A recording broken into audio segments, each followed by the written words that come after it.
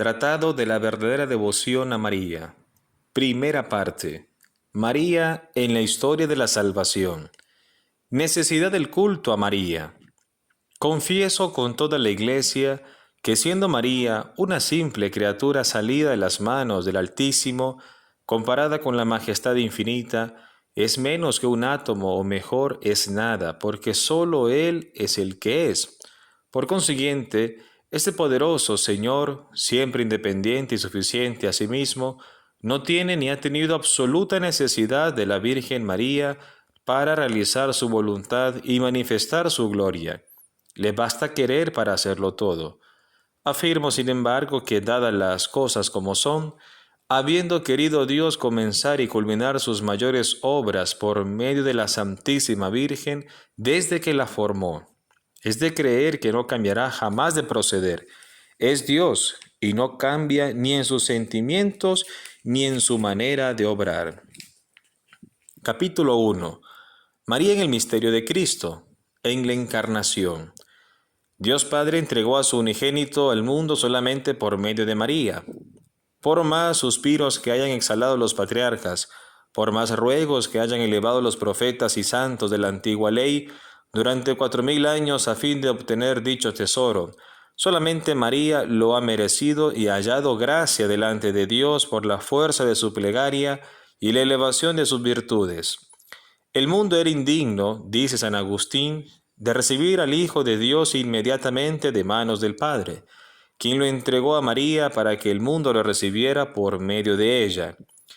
Dios Hijo se hizo hombre para nuestra salvación, pero en María y por María. Dios Espíritu Santo formó a Jesucristo en María, pero después de pedir su consentimiento por medio de uno de los primeros ministros de su corte. En los misterios de la redención, Dios Padre comunicó a María su fecundidad, en cuanto una pura criatura era capaz de recibirla, para que pudiera engendrar a su Hijo y a todos los miembros de su cuerpo místico. Dios Hijo descendió al seno virginal como nuevo Adán a su paraíso terrestre, para complacerse y realizar allí secretamente maravillas de gracia. Este Dios hombre encontró su libertad en dejarse aprisionar en su seno. Manifestó su gloria y la de su Padre en ocultar sus resplandores a todas las criaturas de la tierra para no revelarlos sino a María.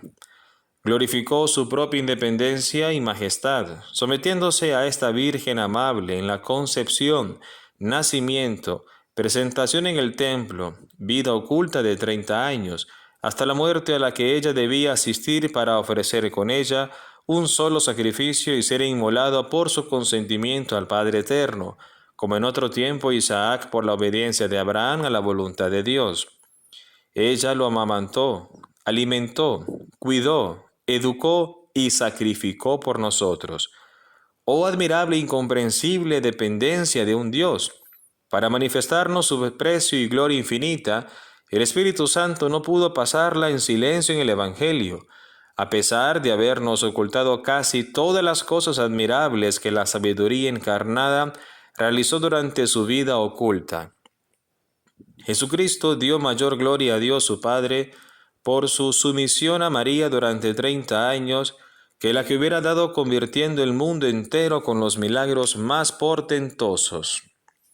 Oh, cuán altamente glorificamos a Dios cuando para agradarlo nos sometemos a María, a ejemplo de Jesucristo, nuestro único modelo. Si examinamos de cerca el resto de la vida de Jesucristo, vemos que ha querido inaugurar sus milagros por medio de María. Mediante las palabras de María santificó a San Juan en el seno de Santa Isabel. Su madre habló a María y Juan y quedó santificado. Este fue su primero y mayor milagro en el orden de la gracia. Ante la humilde plegaria de María convirtió el agua en vino en las bodas de Caná. Era su primer milagro en el orden de la naturaleza. Comenzó y continuó sus milagros por medio de María, y por medio de ella los seguirá realizando hasta el fin de los siglos. Dios Espíritu Santo, que es estéril en Dios, es decir, no produce otra persona divina en la divinidad, se hizo fecundo por María, su esposa. Con ella, en ella y de ella, produjo su obra maestra, que es un Dios hecho hombre, y produce todos los días hasta el fin de los tiempos a los predestinados y miembros de esta cabeza adorable. Por ello, cuando más encuentra el Espíritu a María, su querida e indisoluble esposa, en un alma, tanto más poderoso y dinámico se muestra para producir a Jesucristo en esa alma y a ésta en Jesucristo. No quiero decir con esto que la Santísima Virgen dé al Espíritu Santo la fecundidad, como si Él no la tuviera, ya que siendo Él Dios, posee la fecundidad o capacidad de producir tanto como el Padre y el Hijo, aunque no la pone en ejercicio al no producir otra persona divina. Quiero decir solamente que el Espíritu Santo, por intermedio de la Santísima Virgen, de quien ha tenido a bien servirse, aunque absolutamente no necesita de ella, reduce al acto de su propia fecundidad, produciendo en ella y por ella a Jesucristo y a sus miembros, misterio de la gracia desconocido aún por los más sabios y espirituales entre los cristianos. María en el misterio de la Iglesia. La forma en que procedieron las tres divinas personas de la Santísima Trinidad en la encarnación y primera venida de Jesucristo, la prosiguen todos los días de manera invisible en la Santa Iglesia y la mantendrán hasta el fin de los tiempos en la segunda venida del Señor. Misión de María en el pueblo de Dios, colaboradora de Dios. Dios Padre creó un depósito de todas las gracias y lo llamó mar. Dios Padre creó un depósito de todas las aguas y lo llamó mar. Creó un depósito de todas las gracias y lo llamó María. El Dios omnipotente posee un tesoro o almacén riquísimo en el que ha guardado lo más hermoso, refulgente, raro y precioso que posee, incluido su propio Hijo. Este inmenso tesoro es María, a quien los santos llaman el tesoro del Señor, de cuya plenitud se enriquece la humanidad. Dios Hijo comunicó a su madre cuánto adquirió mediante su vida y muerte, sus méritos infinitos y virtudes admirables, y la constituyó tesorera de cuanto el Padre le dio en herencia. Por medio de ella aplica sus méritos a sus miembros, les comunica sus virtudes y les distribuye sus gracias. María constituye el canal misterioso, el acueducto por el cual hace pasar suave y abundantemente sus misericordias. Dios Espíritu Santo comunicó sus dones inefables a María, su fiel esposa, y la escogió por dispensadora de cuanto posee, de manera que ella distribuye a quien quiere, cuanto quiere, como quiere y cuando quiere todos sus dones y gracias. Y no se concede a los hombres ningún don celestial que no pase por sus manos virginales, porque tal es la voluntad de Dios que quiere que lo recibamos todo por María.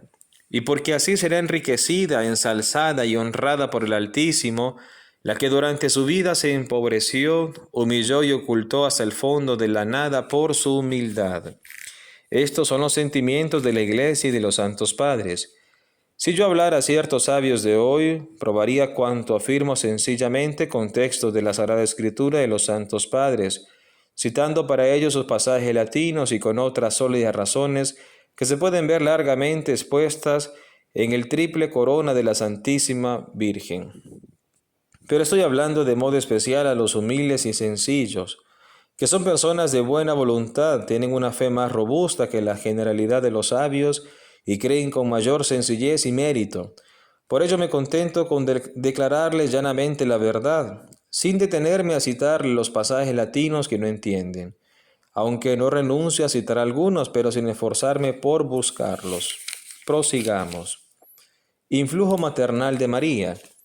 La gracia perfecciona a la naturaleza y la gloria a la gracia. Es cierto, por tanto que el Señor es todavía en el cielo Hijo de María como lo fue en la tierra, y por consiguiente conserva para ella la sumisión y obediencia del mejor de todos los hijos para con la mejor de todas las madres. No veamos, sin embargo, en esta dependencia ningún desdoro o imperfección en Jesucristo. María es infinitamente inferior a su Hijo, que es Dios. Y por ello no lo manda como una madre a su Hijo de la tierra, el cual es inferior a ella. María, totalmente transformada en Dios por la gracia, que transforma en Él a todos los santos, no le pide, quiere ni hace nada que sea contrario a la eterna e inmutable voluntad de Dios. Por tanto, cuando leemos en San Bernardo, San Buenaventura, San Bernardino y otros que en el cielo y la tierra todo, incluso el mismo Dios, está sometido a la Santísima Virgen, quiere decir que la autoridad que Dios le confirió es tan grande que parece como si tuviera el mismo poder de Dios, y que sus plegarias y súplicas son tan poderosas ante Dios que valen como mandatos ante la divina majestad, la cual no desoye jamás las súplicas de su querida madre, porque son siempre humildes y conformes con la voluntad divina.